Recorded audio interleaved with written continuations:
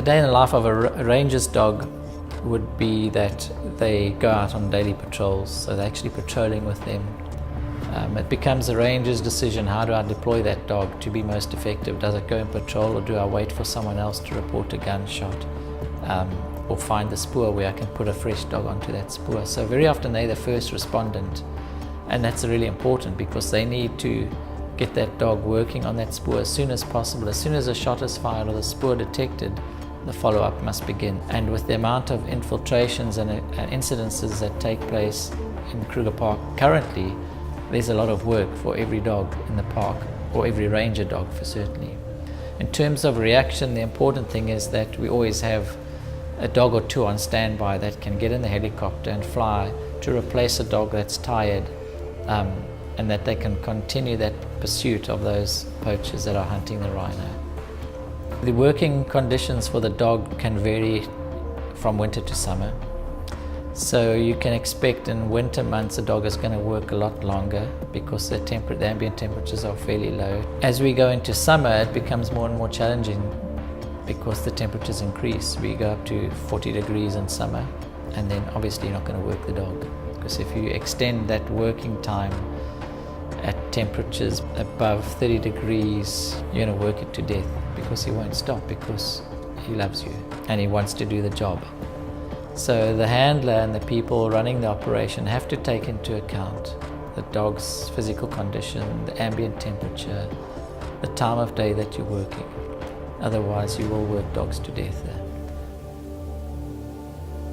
I've worked in the police service for 22 years with dogs and 3 years now with sandbox, so 25 and a half years with dogs. For us, it's very effective. It brings us just that little bit closer to the poachers. Much easier to get to them than human tracking. Certain places you can't track with the eye, and then the dog takes over there with the scent ability. Obviously, we can't smell what they can smell. The dogs had very good successes in the Kruger National Park. We've got very good arrest statistics with the dogs, and they're a crucial part of our operations. So the various types of dogs and that kind of projects we're looking at is the foxhound project, looking at foxhounds and blue ticks to start functioning as a pack.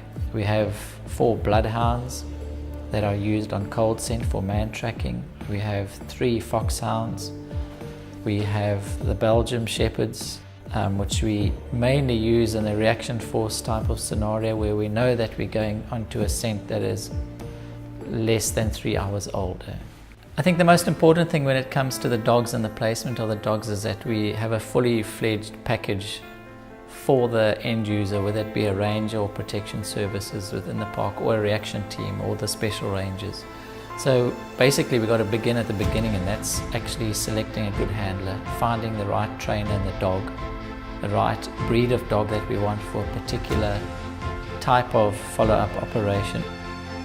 All the breeds actually complement each other, and it's really to find the right package that we need. But in terms of placing a dog at a ranger outpost, we need to kennel the dog, we need to feed the dog, we need to consider the animal health and the veterinary requirements to sustain the life of the dog, and a good healthy life.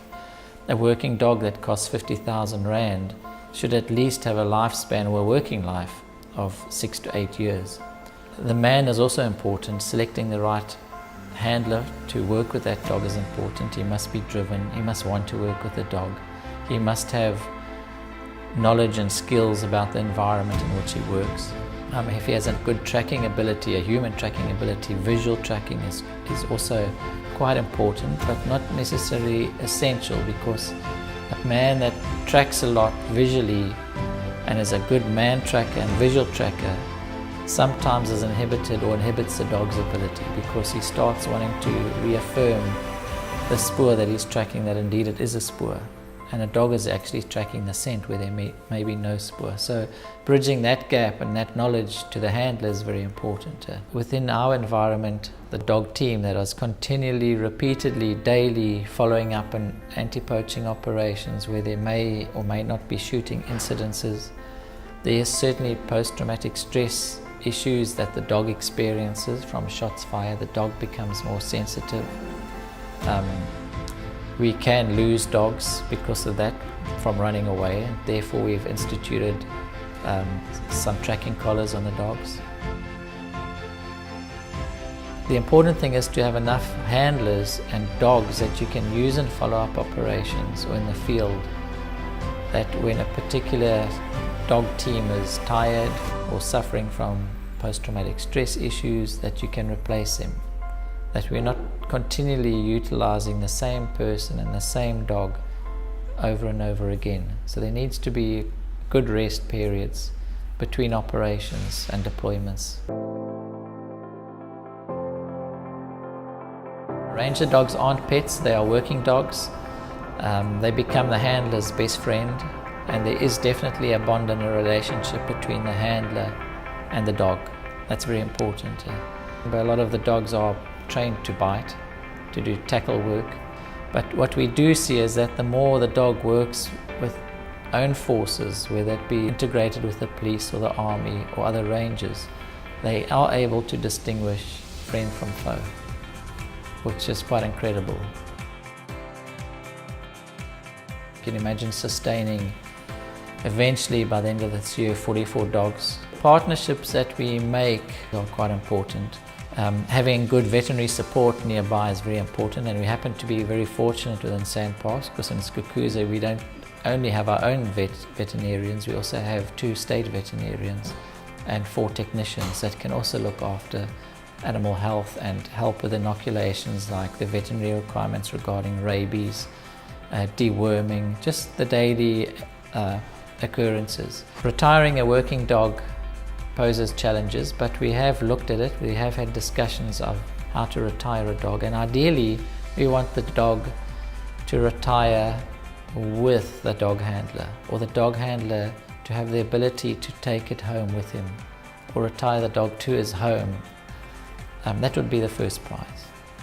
The second prize would be to actually retire a dog to a home of an ex-dog handler from whatever environment he comes from, the military, the police, prison services, or from the private sector.